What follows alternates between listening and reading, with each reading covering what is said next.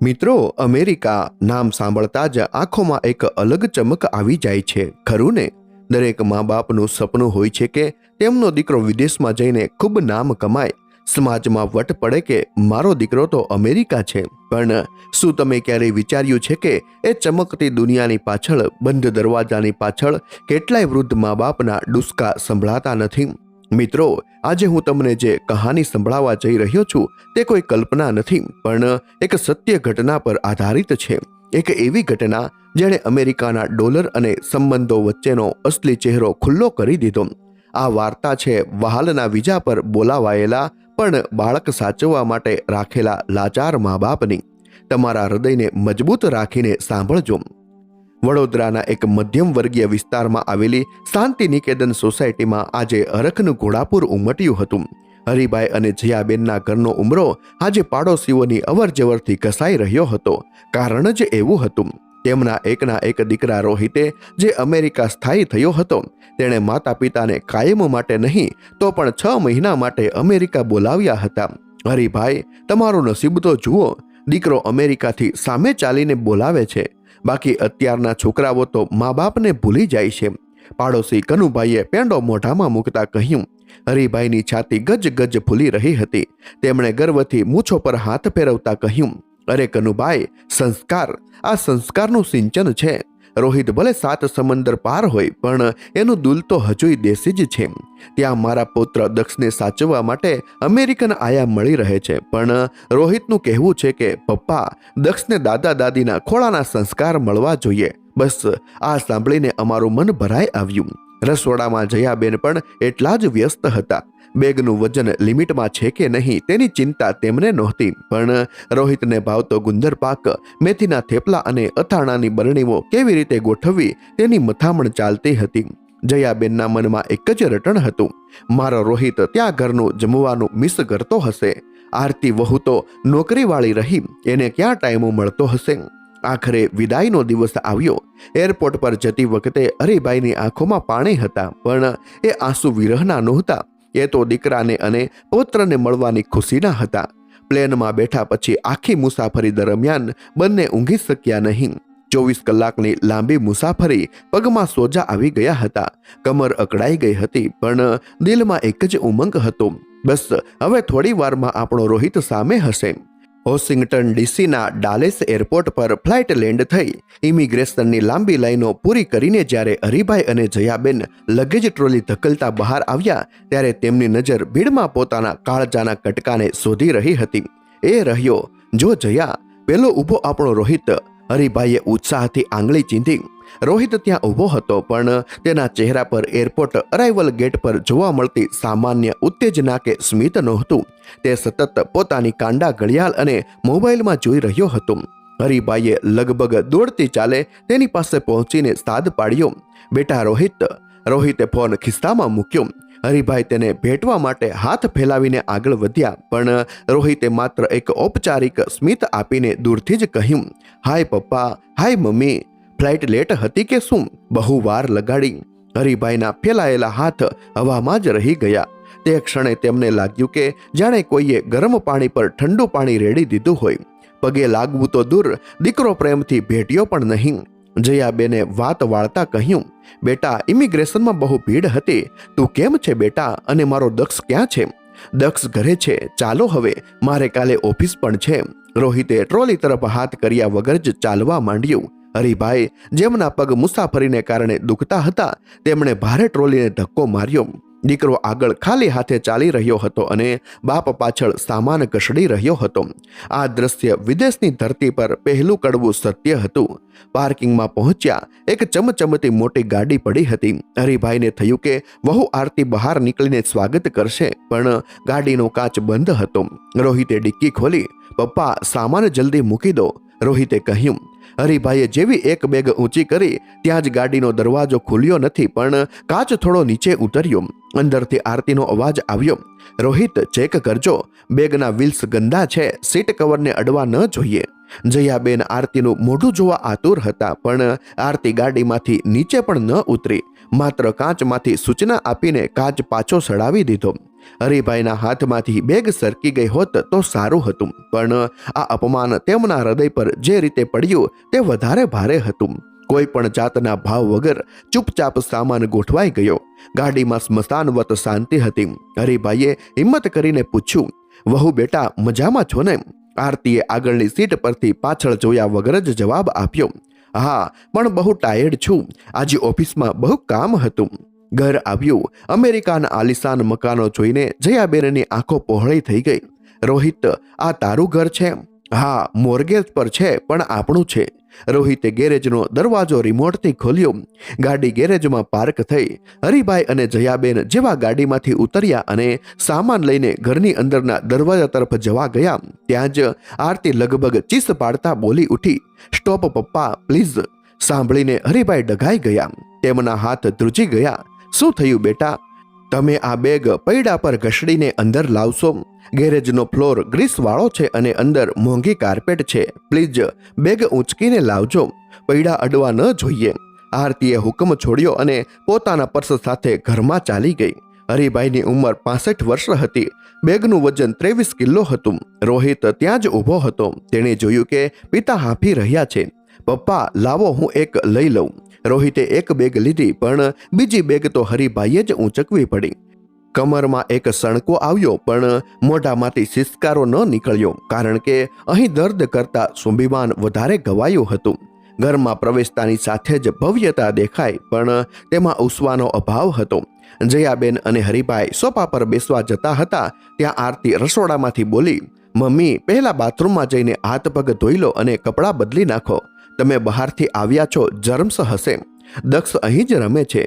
તરસથી ગળું સુકાતું હતું. જયાબેનને આશા હતી કે વહુ પાણીનો ગ્લાસ લઈને આવશે. ભારતમાં તો મહેમાન આવે એટલે પહેલા પાણી અપાય. અહીં તો તેઓ મા બાપ હતા, પણ પાણીને બદલે પહેલા સ્વચ્છતાના કડક નિયમો મળ્યા. બંને જણા ચૂપચાપ ગેસ્ટ રૂમમાં ગયા. રૂમ નાનો પણ સુઘડ હતો. બેગ્સ ખૂણામાં મૂકીને હરિભાઈ બેડ પર ફસડાઈ પડ્યા. જયાબેને પાણીની બોટલ જે બેગમાં હતી તે કાઢીને હરિભાઈને આપી. હરી, જયાબેનનો અવાજ ભીનો હતો, તમને લાગે છે કે આપણે યોગ્ય સમયે આવ્યા છીએ? આ લોકો કંઈક અલગ નથી લાગતા? હરિભાઈએ પાણીનો ઘૂંટડો ગળે ઉતાર્યો, જે ઝેર જેવો કડવો લાગ્યો. તેમણે જયાબેન સામે જોયું. એ જ આંખોમાં જેમાં સવારે અમેરિકા જવાનો ઉત્સાહ હતો, અત્યારે ત્યાં એક અજાણ્યો ભય તરવરી રહ્યો હતો. થાક્યા હશે જયા, કામનો બોજ હશે, સવારે બધું ઠીક થઈ જશે. હરિભાઈએ પોતાને જ દિલાસો આપ્યો. ત્યાં જ બહારથી રોહિતનો અવાજ આવ્યો, મમ્મી પપ્પા, ફ્રેશ થઈને જલ્દી બહાર આવો. આરતી ડાઇનિંગ ટેબલ પર ઇન્સ્ટ્રક્શન આપવા માંગે છે કે દક્ષને કાલથી કેવી રીતે સાચવવાનો છે. અમારે લિસ્ટ બનાવવું છે. હરિભાઈએ ઘડિયાળ સામે જોયું. રાતના 10 વાગ્યા હતા. શરીર તૂટતું હતું, પણ ઇન્સ્ટ્રક્શન સાંભળવા જવું ફરજિયાત હતું. એ રાત્રે અમેરિકાના નરમ ગાદલા પર પણ હરિભાઈ અને જયાબેનને ઊંઘ ન આવી. તેમને પહેલી જ રાત્રે સમજાઈ ગયું હતું કે તેઓ અહીં મા બાપ બનીને નથી આવ્યા, પણ કદાચ કોઈ અઘોષિત કોન્ટ્રાક્ટ પર આવ્યા છે, અને આ તો બસ શરૂઆત હતી. અમેરિકામાં પહેલી સવાર હરિભાઈ અને જયાબેનની આંખ હજુ ભારતીય સમય મુજબ ઘેરાયેલી હતી, પણ ઘડિયાળમાં સવારના 5 વાગ્યા હતા. હરિભાઈ પથારીમાં પડખા ફેરવતા હતા. ત્યાં જ રસોડામાંથી કંઈક ખખડવાનો અને મિક્સર ચાલુ થવાનો અવાજ આવ્યો. જયાબેન તો ક્યારનાય ઉઠીને કામે લાગી ગયા હતા. હરિભાઈ ધીમે રહીને ઉઠ્યા. કમરમાં હજુ મુસાફરીનો થાક હતો. તેઓ રસોડામાં ગયા. ત્યાંનું દ્રશ્ય જોઈને તેઓ ડઘાઈ ગયા.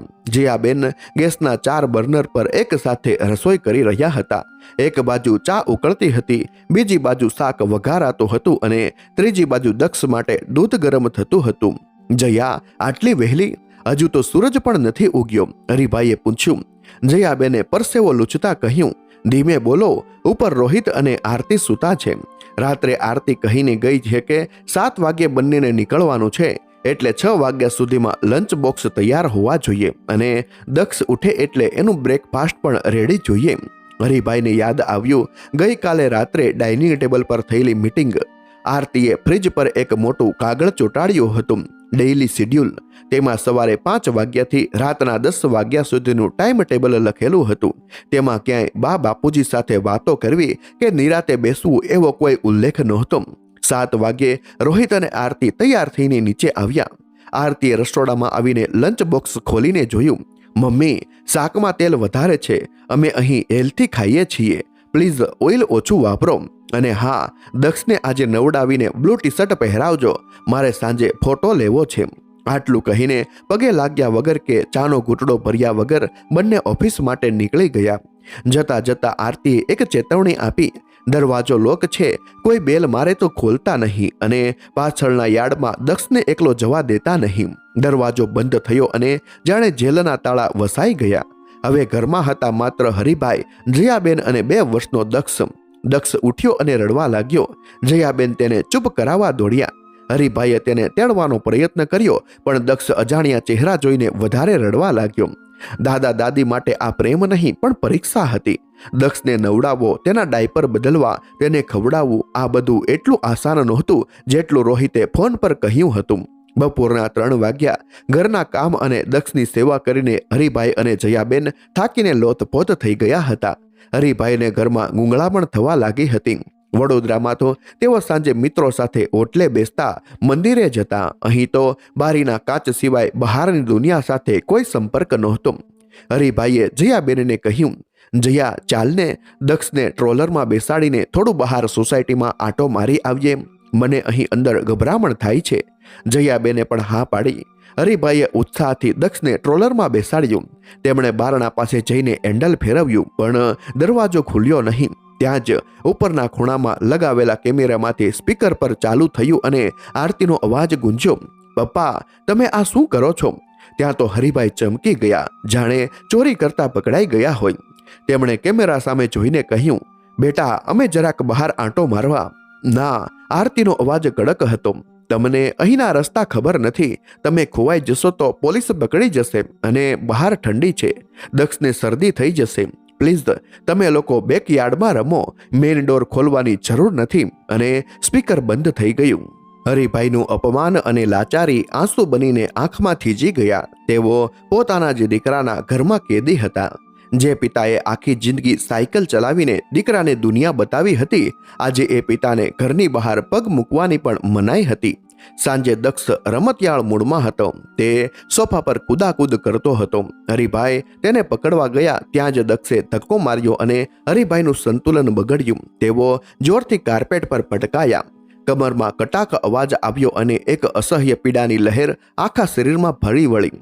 ઓ માડી રે! હરિભાઈથી ચીસ નંખાઈ ગઈ. જયાબેન રસોડામાંથી દોડતા આવ્યા. શું થયું? વાગ્યું? હરિભાઈથી ઊભું પણ થવાતું નહોતું. પીડા એટલી તીવ્ર હતી કે તેમનો શ્વાસ રૂંધાવા લાગ્યો. જયાબેને જેમ તેમ કરીને તેમને સોફા પર સુડાવ્યા. ઘરમાં કોઈ પેન કિલર કે આયોડેક્સ ક્યાં છે તે તમને ખબર નહોતી. સાંજે 7 વાગ્યે રોહિત અને આરતી આવ્યા. હરિભાઈ પીડાથી કણસતા હતા. આરતી ઘરમાં આવીને સીધી દક્ષ પાસે ગઈ. Hi baby, did you miss mamma? રોહિતે સોફા પર સૂતેલા પિતાને જોયા. શું થયું પપ્પા, આજે વહેલા સૂઈ ગયા? રોહિતે ટાઈ ઉતારતા પૂછ્યું. જયાબેને ગભરાતા કહ્યું, બેટા, તારા પપ્પા પડી ગયા છે. કમરમાં બહુ દુખે છે. કોઈ દવા હોય તો આપને, અથવા ડોક્ટર પાસે. આરતીએ વચ્ચે જ વાત કાપી નાખી. મમ્મી, અહીં ડોક્ટર પાસે જવું ઇન્ડિયા જેવું સસ્તું નથી. અપોઇન્ટમેન્ટ લેવી પડે, વીમો ચેક કરવો પડે, અને આ તો સામાન્ય મચકોડ હશે. પપ્પા, તમે આટલું ધ્યાન નથી રાખી શકતા? દક્ષને વાગી ગયું હોત તો? રોહિતે કબાટમાંથી એક પેન કિલરની ગોળી કાઢીને આપી. આ લઈ લો અને આરામ કરો. કાલે સવારે સારું થઈ જશે. બસ, વાત પૂરી. પિતાની પીડા કરતા દક્ષની સલામતી વધારે મહત્વની હતી. હરિભાઈએ ચૂપચાપ ગોળી ગળી લીધી. દુખાવો ઓછો ન થયો, પણ દીકરાના આવા વર્તનથી મન સુન્ન થઈ ગયું હતું. રાત્રે રસોડામાં વાસણ ઘસતી વખતે જયાબેનની આંખોમાંથી આંસુ દળદળ પડતા હતા. નળના પાણીના અવાજમાં તેમણે પોતાના ડુસકા છુપાવવાનો પ્રયત્ન કર્યો. ત્યાં હરિભાઈ લંગડાતા પાણી પીવા આવ્યા. તેમણે જયાબેનના ખંભા પર હાથ મૂક્યો. રડ નહીં જયા, દીકરો સુખી છે ને? બસ આપણે બીજું શું જોઈએ? હરિભાઈનો અવાજ તૂટતો હતો. પણ હરી, આ સુખ છે? આપણે તો નોકર કરતા પણ બદતર છીએ. નોકરને પણ રજા મળે, પગાર મળે. આપણે તો... જયાબેનથી બોલી શકાયું નહીં. હરિભાઈએ તેમના મોઢા પર આંગળી મૂકી. ચૂપ, દિવાલને પણ કાન હોય છે અહીંયા, અને પેલો કેમેરો જુએ છે. જો રોહિત સાંભળી જશે તો એને દુઃખ થશે. આપણે 2-4 મહિનાની જ વાત છે ને, કાઢી લઈશું. હરિભાઈ જાણતા હતા કે તેઓ જૂઠું બોલી રહ્યા છે. આ 4 મહિના 4 યુગ જેવા લાગવાના હતા. હજુ તો આ શરૂઆત હતી અને તેમનું સ્વાભિમાન રોજ થોડું થોડું કરીને કપાવવાનું હતું. એ રાત્રે અમેરિકાના એર કન્ડિશન રૂમમાં ઠંડી હતી, પણ હરિભાઈ અને જયાબેન સંબંધોની ઠંડકમાં થીજી ગયા હતા. હરિભાઈને કમર કરતા છાતીમાં વધારે ભાર લાગતો હતો અને હવે તો રોહિતનો જન્મદિવસ આવી રહ્યો હતો. શું આ જન્મદિવસ તેમના માટે કોઈ ખુશી લાવશે કે પછી અપમાનનો નવો અધ્યાય? આજે 24મી ઓક્ટોબર હતી. રોહિતનો જન્મદિવસ હતો. સવારના 4 વાગ્યામાં જયાબેનની આંખ ખુલી ગઈ. આજે તેમના શરીરમાં એક અલગ જ સ્ફૂર્તિ હતી. ગઈકાલનો થાક અને અપમાન જાણે ક્યાંક અદૃશ્ય થઈ ગયા હતા. માનું હૃદય હતું ને, દીકરાનો જન્મદિવસ હોય એટલે દુનિયાભરનું દુઃખ ભૂલાઈ જાય. જયાબેન ધીમેથી રસોડામાં ગયા. ભારતથી લાવેલો રવો અને શુદ્ધ ઘી કાઢ્યું. રોહિતને નાનપણથી મારા હાથનો શીરો બહુ ભાવે છે, આજે એને સરપ્રાઈઝ આપીશ, જયાબેન મનોમન મલકાતા હતા. થોડી વારમાં આખા ઘરમાં ઘી શેકવાની સુગંધ પ્રસરી ગઈ. જયાબેને પ્રેમથી કાજુ દ્રાક્ષ નાખીને ગરમા ગરમ શીરો તૈયાર કર્યો. તેમને એ કલ્પના હતી કે રોહિત ઉઠશે, શીરાની સુગંધ લેશે અને દોડીને તેમને ભેટી પડશે, જેમ તે નાનપણમાં કરતો હતો. સવારે 7 વાગ્યે આરતી નીચે આવી. આવતાની સાથે જ તેણે નાક પર હાથ મૂકી દીધો. ઓહ માય ગોડ, આ શું સ્મેલ છે? આરતીએ બૂમ પાડી. જયાબેન ઉત્સાહથી થાળી લઈને આગળ આવ્યા. બેટા, આજે રોહિતનો બર્થડે છે ને, એટલે મેં એનો ભાવતો શીરો બનાવ્યો છે, જો ગરમા ગરમ છે. આરતીએ થાળી સામે એવી રીતે જોયું જાણે તેમાં કોઈ જીવ જંતુ હોય. મમ્મી, તમે ક્યાં રહો છો? આ અમેરિકા છે. અહીં ઘરમાં આવી સ્ટ્રોંગ સ્મેલ કોઈને ન ગમે. અમારા કપડામાં પણ હવે આ ઘીની વાસ આવશે અને રોહિત ડાયટ પર છે. આવું ઓઇલી ફૂડ એ ટચ પણ નહીં કરે. ત્યાં જ રોહિત સીડી ઉતરીને નીચે આવ્યો. જયાબેનની આંખોમાં આશા હતી કે દીકરો તો પક્ષ લે છે જ. રોહિત, જો બેટા, તારો ફેવરિટ શીરો. જયાબેને થાળી આગળ કરી. રોહિતે ઘડિયાળમાં જોતા કહ્યું, મમ્મી થેન્ક્સ, પણ આરતી સાચું કહે છે, સવારમાં આવું હેવી ન ખવાય અને આખા ઘરમાં વઘારની વાસ આવે છે. પ્લીઝ કિચનનો એક્ઝોટ ફેન ચાલુ કરી દો. આરતીએ જયાબેનના હાથમાંથી થાળી લઈ લીધી અને કચરા પેટીનું ઢાંકણું ખોલીને આખો શીરો તેમાં ઠાલવી દીધો. સોરી મમ્મી, પણ આ અહીં નહીં ચાલે. ડબ્બ દઈને ઢાંકણું બંધ થયું. એ અવાજ જયાબેનના કાળજા પર હથોડાની જેમ વાગ્યો. જે શીરો તેમણે અમૃત સમજીને બનાવ્યો હતો તે ક્ષણભરમાં કચરો બની ગયો. હરિભાઈ ખૂણામાં ઊભા રહીને આ જોઈ રહ્યા હતા. તેમનું લોહી ઉકળી ઉઠ્યું, પણ લાચારીની સાંકળોએ તેમને બાંધી રાખ્યા હતા. દીકરાએ એકવાર પણ પત્નીને રોકી નહીં. સાંજ પડતા ઘરનું વાતાવરણ બદલાઈ ગયું. રોહિતના મિત્રો આવવાના હતા એટલે પાર્ટીનું આયોજન હતું. ઘર શણગારાયું હતું. હરિભાઈએ પોતાની ટ્રંકમાંથી એકમાત્ર સારી ઇસ્ત્રી કરેલી જોડી સફેદ લેંઘો અને જબ્બો કાઢ્યો. જયાબેને પણ પોતાની સૌથી મોંઘી બનારસી સાડી કાઢી. બંનેને હતું કે દીકરાની પાર્ટીમાં શોભીએ એવા તૈયાર થઈએ. તેઓ તૈયાર થઈને હોલમાં આવીને બેઠા. આરતી ત્યાં આવી. તે એકદમ આધુનિક વેસ્ટર્ન ડ્રેસમાં સજ્જ હતી. તેણે હરિભાઈ અને જયાબેનના કપડા સામે ઉપરથી નીચે સુધી જોયું. પપ્પા, મમ્મી, એક વાત કહેવી હતી. આરતીનો અવાજ ઠંડો પણ મક્કમ હતો. આજે રોહિતના ઓફિસ કલિંગ્સ અને બોસ આવે છે. પાર્ટી થોડી પ્રોફેશનલ અને લાઉડ હશે. ડ્રિંક્સ પણ હશે. હરિભાઈએ સ્મિત સાથે કહ્યું, કંઈ વાંધો નહીં બેટા, અમે એક ખૂણામાં બેસી રહીશું, કોઈને નડીશું નહીં. એમ નહીં પપ્પા, આરતીએ અંચકાતા પણ સ્પષ્ટ કહ્યું. વાત એમ છે કે દક્ષ અજાણ્યા લોકોને જોઈને રડે છે અને જો એ રડશે તો પાર્ટી ડિસ્ટર્બ થશે. એટલે સારું એ રહેશે કે તમે બંને દક્ષને લઈને ઉપરના બેડરૂમમાં જ રહો. તેનું ડિનર હું ઉપર મોકલાવી દઈશ. આ સાંભળીને હરિભાઈ અને જયાબેન સ્તબ્ધ થઈ ગયા. આનો સીધો અર્થ એ હતો, તમારે પાર્ટીમાં દેખાવાનું નથી, તમારે અમારા સ્ટેટસમાં મેસ નથી થતા. પણ બેટા, રોહિતને આશીર્વાદ. જયાબેન બોલવા ગયા, મમ્મી પ્લીઝ જીદ ન કરો. રોહિતે જ આ સજેશન આપ્યું છે. ચાલો દક્ષને લઈને ઉપર જાઓ, ગેસ્ટ આવવાનો ટાઈમ થઈ ગયો છે. અપમાનનો કડવો ઘૂંટડો ગળીને બંને વૃદ્ધ જીવો પૌત્રને તેડીને ઉપરના માળે ચડ્યા. દાદરના દરેક પગથિયે તેમનું સ્વાભિમાન કચડાતું હતું. થોડી વારમાં નીચે સંગીતનો અવાજ શરૂ થયો. મહેમાનોના હાસ્ય અને ગ્લાસ ટકરાવવાના અવાજો આવવા લાગ્યા. ઉપરના બંધ રૂમમાં હરિભાઈ અને જયાબેન એકદમ ચૂપચાપ બેઠા હતા. દક્ષ રમકડા સાથે રમીને સૂઈ ગયો હતો. હરિભાઈથી રહેવાયું નહીં. તેમણે ધીમેથી રૂમનો દરવાજો સહેજ ખોલ્યો. તિરાડમાંથી નીચેનું દ્રશ્ય દેખાતું હતું. હોલ ઝળહળતો હતો. રોહિત સૂટ બૂટમાં સજ્જ થઈને કેક કાપવા ઊભો હતો. બધા મિત્રો હેપી બર્થડે ટુ યુ ગાઈ રહ્યા હતા. આરતી રોહિતને કેક ખવડાવી રહી હતી. જયાબેન પણ હરિભાઈની પાછળ ઊભા રહીને આ દ્રશ્ય જોઈ રહ્યા હતા.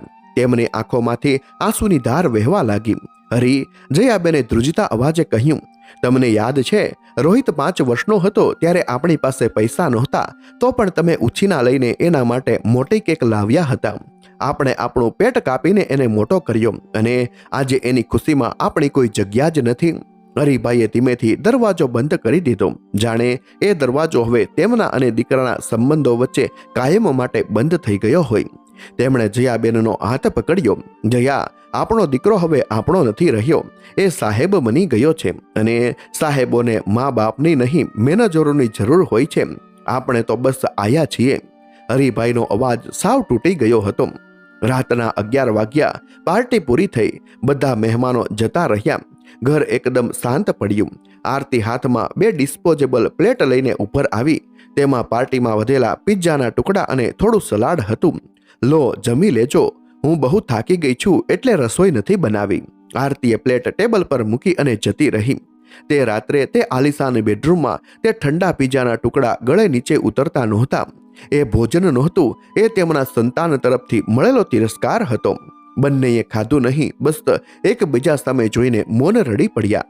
ભૂખ તો ક્યારની મરી પરવારી હતી, હવે તો જીવવાની ઈચ્છા પણ મરી રહી હતી. રોહિતના જન્મદિવસની એ કડવી રાત પછી ઘરમાં મૌન છવાઈ ગયું હતું. હરિભાઈ અને જયાબેન હવે રોબોટની જેમ કામ કરતા થઈ ગયા હતા. સવારે ઉઠવું, કામ કરવું, અપમાન ગળી જવું અને રાત્રે સૂઈ જવું. તેમની વચ્ચે હવે સંવાદો પણ ઓછા થઈ ગયા હતા, કારણ કે બોલવા માટે હવે કોઈ આશ્વાસન બચ્યું નહોતું. નવેમ્બર મહિનો શરૂ થયો હતો. બહાર બરફ પડવાની શરૂઆત થઈ ગઈ હતી, પણ ઘરની અંદરના સંબંધો તો ક્યારનાય થીજી ગયા હતા. એક બપોરે હરિભાઈ દક્ષ સાથે હોલમાં રમી રહ્યા હતા. દક્ષ હવે થોડો તોફાની થઈ ગયો હતો. તે પ્લાસ્ટિકના મોટા બોલ સાથે રમી રહ્યો હતો. દાદા કેચ. દક્ષે જોરથી બોલ ફેંક્યો. હરિભાઈનું ધ્યાન સહેજ ડગમગ્યું અને બોલ સીધો તેમના મોઢા પર વાગ્યો. હરિભાઈના નાક પર જોરદાર પ્રહાર થયો અને તેમના ચશ્મા ઉછળીને દૂર વુડન ફ્લોર પર પટકાયા. કટાક એક તીક્ષ્ણ અવાજ આવ્યો. હરિભાઈએ આંખો ચોળતા ચોળતા જમીન પર હાથ ફેરવ્યો. તેમને ઝાંખું દેખાતું હતું. આંગળીના ટેરવે કાચના ટુકડા અડ્યા. ચશ્માનો એક કાચ આંખો તૂટી ગયો હતો અને દાંડી પણ વળી ગઈ હતી. અરે રામ! હરિભાઈના મોઢામાંથી ઉદ્ધાર સરી પડ્યો. વગર ચશ્મે તેમને 10 ફૂટનું દૂરનું પણ માંડ દેખાતું હતું. આ ચશ્મા માત્ર જોવા માટે નહોતા, પણ આ ઘરમાં તેમનો એકમાત્ર સહારો હતા. ટીવી જોવું હોય, છાપું વાંચવું હોય કે દક્ષને સાચવવો હોય, આંખો વગર બધું અંધકાર હતું. સાંજે રોહિત ઓફિસેથી આવ્યો ત્યારે હરિભાઈ સોફા પર નીચું જોઈને બેઠા હતા. રોહિત, હરિભાઈએ સંકોચ સાથે કહ્યું, બેટા, આજે દક્ષ સાથે રમતા રમતા મારા ચશ્મા તૂટી ગયા છે. મને બિલકુલ દેખાતું નથી. માથું પણ દુખે છે. કાલે આપણે નવા ચશ્મા બનાવવા જઈ શકીશું. રોહિતે તૂટેલા ચશ્મા હાથમાં લીધા. તેને ફેરવીને જોયા અને પછી ટેબલ પર ફરી મૂકી દીધા. તેના ચહેરા પર પિતાની તકલીફ જોઈને કોઈ ચિંતા નહોતી, પણ ખર્ચો જોઈને કપાળે કરચલીઓ પડી ગઈ. પપ્પા, રોહિતે નિસાસો નાખતા કહ્યું, તમે ધ્યાન નથી રાખી શકતા? તમને ખબર છે અમેરિકામાં ચશ્મા મોંઘા છે. પણ બેટા, દેખાયા વગર તો હું દક્ષને કેવી રીતે રમાડીશ? હરિભાઈએ વિનંતી કરી. જુઓ પપ્પા, રોહિતે કેલ્ક્યુલેટર કાઢ્યું હોય એમ હિસાબ ગણાવ્યો.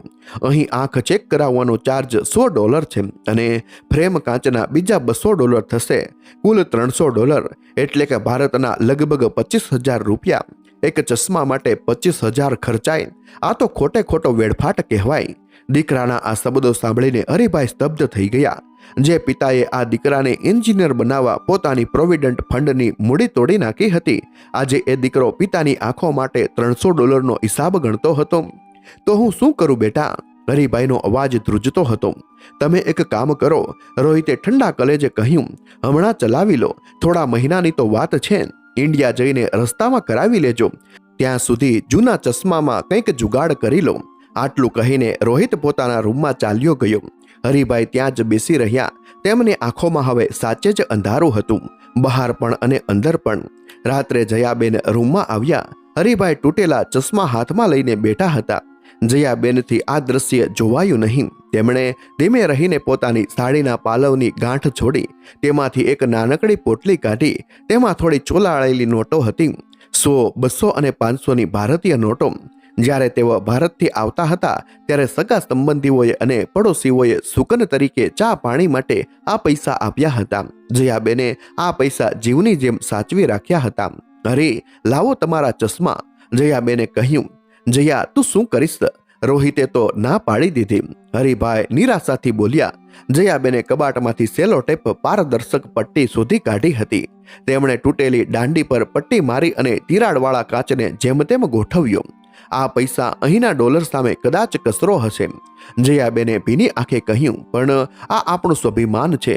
ભલે તૂટેલા હોય પણ આમાંથી તમને દેખાશે ખરું.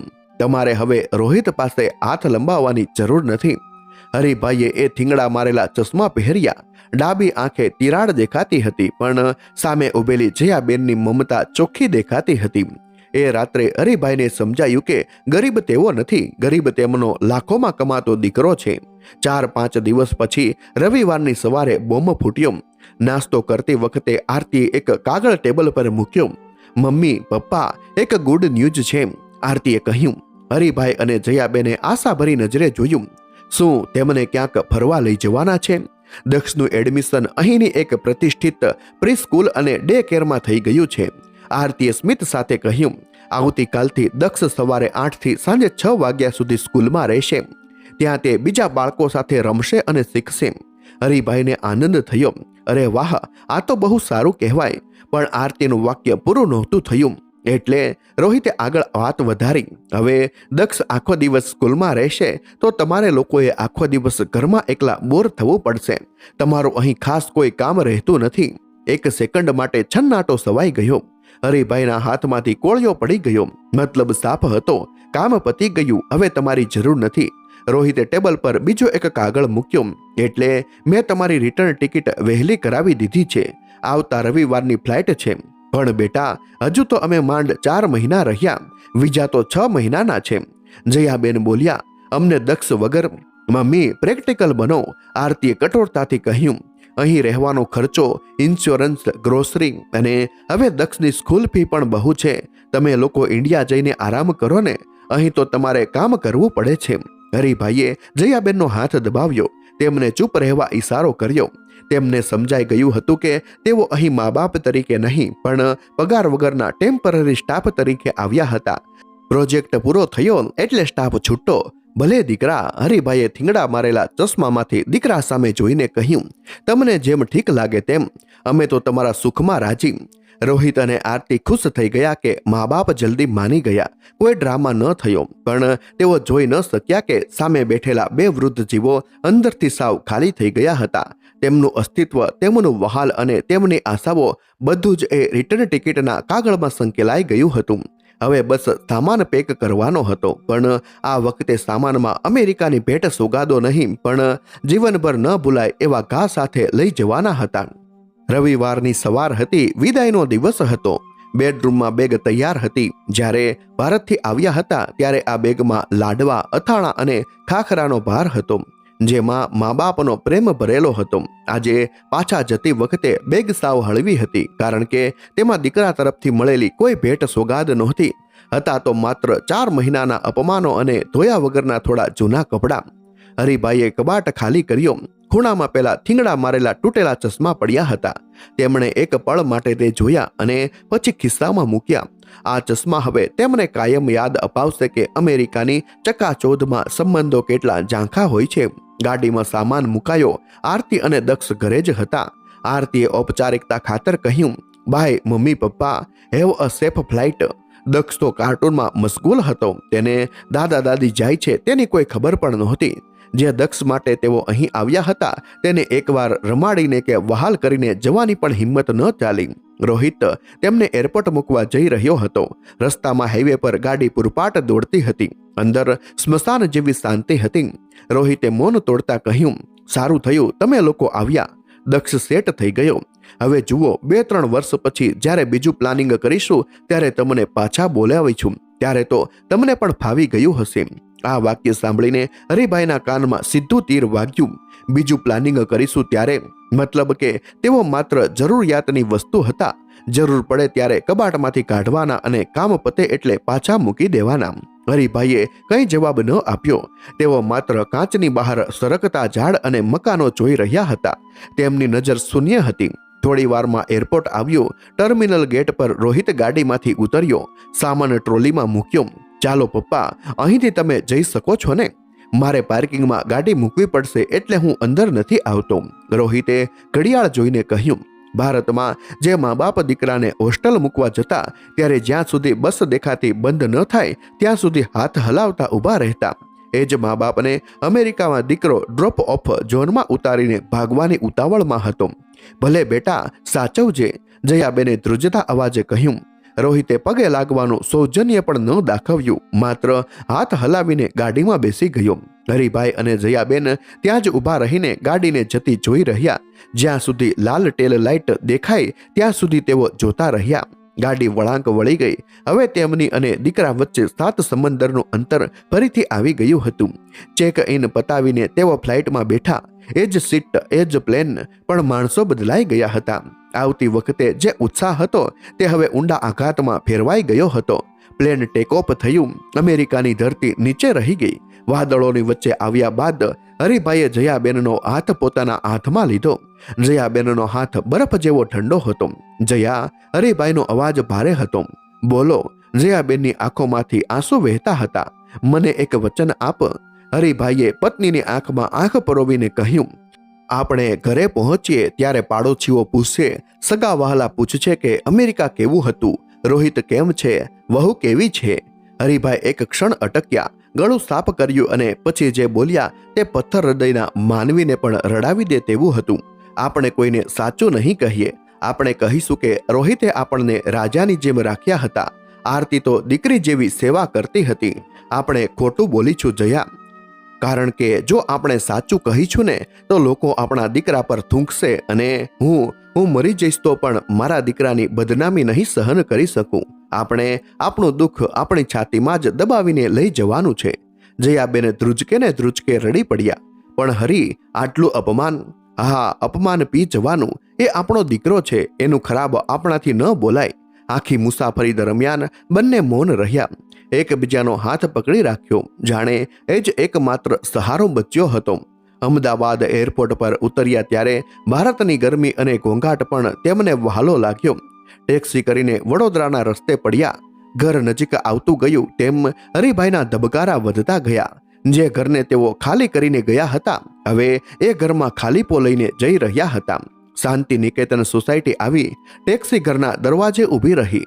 પાડોશી કનુભાઈ અને બીજા 2-4 જણા બહાર બેઠા હતા. અરે, હરિભાઈ આવી ગયા? કેમ આટલા વહેલા? હજુ તો 6 મહિના બાકી હતા ને? કનુભાઈ દોડતા આવ્યા. હરિભાઈ ટેક્સીમાંથી ઉતર્યા. તેમણે ચહેરા પર એક કૃત્રિમ સ્મિત લાવવાનો પ્રયત્ન કર્યો. હા, બસ અમને અહીંની યાદ આવતી હતી એટલે. તેમણે ખિસ્સામાંથી ઘરની ચાવી કાઢી. હાથ ધ્રુજતા હતા. તાળામાં ચાવી નાખીને ફેરવી. ક્લિક અવાજ આવ્યો અને દરવાજો ખુલ્યો. સામે ઘરનું આંગણું દેખાયું જ્યાં રોહિતનું બાળપણ વીત્યું હતું. અચાનક હરિભાઈને છાતીમાં એક જોરદાર દુખાવો ઉપડ્યો, જાણે કોઈએ હથોડો માર્યો હોય. શ્વાસ રૂંધાયો. હરી, જયાબેને બૂમ પાડી. હરિભાઈએ છાતી પર હાથ મૂક્યો. તેમનો ચહેરો લાલ થઈ ગયો. જયા, રોહિતનું ધ્યાન. શબ્દો પૂરા ન થયા. હરિભાઈ ઉમરા પર જ અડધા ઘરમાં અને અડધા બહાર ઢળી પડ્યા. હરિભાઈ! પાડોશીઓ તરત દોડ્યા. જયાબેને ચીસ પાડી જે આખી સોસાયટીમાં પડઘાઈ ગઈ. બધું પતી ગયું હતું. અમેરિકામાંથી પાછા ફરેલા પિતા પોતાના જ ઘરના ઉંમરે છેલ્લા શ્વાસ લઈ ચૂક્યા હતા. કદાચ તેમનું હૃદય દીકરાએ આપેલા ઘા અને હવે પછીની એકલતાનો ભાર સહન કરી શકતું નહોતું. લોકોનું ટોળું જામી ગયું. કોઈએ ડોક્ટરને બોલાવ્યા પણ મોડું થઈ ગયું હતું. કનુભાઈએ જયાબેનને પાણી આપ્યું અને કહ્યું, રોહિતને ફોન કરો જલ્દી. જયાબેન શૂન્ય મનસ્ક થઈ ગયા હતા. ધ્રુજતા હાથે તેમણે ફોન જોડ્યો. સ્પીકર પર ફોન હતો. સામે છેડે રોહિતનો અવાજ આવ્યો. હેલો મમ્મી, તમે લોકો પહોંચી ગયા? મેં કહ્યું હતું ને કે મેસેજ કરજો. ફોન કેમ કર્યો? હું અત્યારે મીટિંગમાં છું. જયાબેન કશું બોલ્યા નહીં, માત્ર ડુસકા સંભળાતા હતા. કનુભાઈએ ફોન હાથમાં લીધો. રોહિત બેટા, હું કનુ કાકા બોલું છું. તારા પપ્પા હરિભાઈ હવે નથી રહ્યા. હમણાં જ એટેક આવ્યો એને. અને સામે છેડે થોડીવાર સેકન્ડો માટે મૌન છવાઈ ગયું. પછી અવાજ આવ્યો, શું વાત કરો છો કાકા? પણ અહીંયાથી તો મેં તેમને વળાવ્યા ત્યારે તેઓ એકદમ સારા હતા. જુઓ કાકા, અત્યારે મારી સિચ્યુએશન બહુ ટાઈટ છે. મારો પ્રોજેક્ટ પીક પર છે. તાત્કાલિક લીવ મળવી ઇમ્પોસિબલ છે. તમે લોકો પ્લીઝ સંભાળી લો ને. જે ખર્ચો થાય એ હું ઓનલાઈન ટ્રાન્સફર કરી દઈશ. ડેથ સર્ટિફિકેટ મને વોટ્સએપ કરી દેજો. આ શબ્દો ફોનના સ્પીકરમાંથી બહાર આવીને જયાબેનના કાનમાં ગયા. જે પતિના મૃતદેહ પાસે બેઠા હતા તે જયાબેને કનુ કાકાના હાથમાંથી ફોન ઝૂંટવી લીધો. હલો. જયાબેનનો અવાજ હવે ધ્રુજતો નહોતો. તેમાં એક અજબ કઠોરતા હતી. મમ્મી, હું પૈસા. રોહિત બોલતો હતો. જયાબેને લાલ બટન દબાવીને ફોન કાપી નાખ્યો. તેમણે મોબાઈલ સ્વિચ ઓફ કરી દીધો અને બાજુમાં મૂકી દીધો. તેમણે હરિભાઈના નિર્જીવ દેહ પર માથું મૂક્યું અને ધીમેથી કહ્યું, તમે સાચું કહેતા હતા હરી. આપણે કોઈને કહેવાની જરૂર નથી. હવે મારો કોઈ દીકરો નથી. સાંજ પડતા આખા ઘરમાં સન્નાટો છવાઈ ગયો. જયાબેન એકલા ઘરના ખૂણામાં બેઠા હતા. દિવાલ પર લટકતા રોહિતના ફોટા સામે તેમણે જોયું પણ નહીં. તેમણે ઊભા થઈને એ ફોટા પર સફેદ કપડું ઢાંકી દીધું. વાર્તા અહીં પૂરી થઈ ગઈ હતી, પણ જયાબેનની એકલતા અને મૌન હવે શરૂ થયું હતું. જે દીકરા માટે તેમણે પોતાનું સર્વસ્વ હોમી દીધું હતું તે દીકરો તેના બાપનું છેલ્લું મોઢું જોવા પણ ન આવ્યો અને એમના દેહને મુખાગ્નિ આપવા પણ નહોતો આવ્યો. મિત્રો, સંતાનો જ્યારે વિદેશથી પ્રેમથી બોલાવે ત્યારે હરખાઈ જવાને બદલે વિચારવું કે તે પ્રેમથી બોલાવે છે કે પ્રેમની આડમાં કામ કરવા માટે બોલાવે છે. જો તમને માત્ર બાળકના જન્મ સમયે જ યાદ કરવામાં આવે તો સમજી લેવું કે ત્યાં તમારી જરૂરિયાત મા બાપ તરીકે ઓછી અને કેરટેકર તરીકે વધારે છે. ભલે દીકરો ગમે તેટલો લાડકો હોય, તમારી મૂડી અને મકાન તમારી પાસે જ રાખો. વૃદ્ધા અવસ્થામાં પૈસા જ તમારો સાચો ટેકો છે. સંતાન પર સંપૂર્ણ આર્થિક નિર્ભરતા તમને લાચાર બનાવી દેશે. વતનમાં તમારું એક ઘર હંમેશા તૈયાર રાખો. જો વિદેશમાં ન ફાવે અથવા અપમાન થાય તો તમારી પાસે પાછા ફરવા માટે પોતાની જગ્યા હોવી જોઈએ.